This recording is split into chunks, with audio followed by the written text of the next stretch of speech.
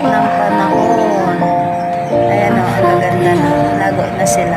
Hindi namatay. Sobrang init. Ayan. Diba? Meron pa dito sa baba. Ang ganda nila.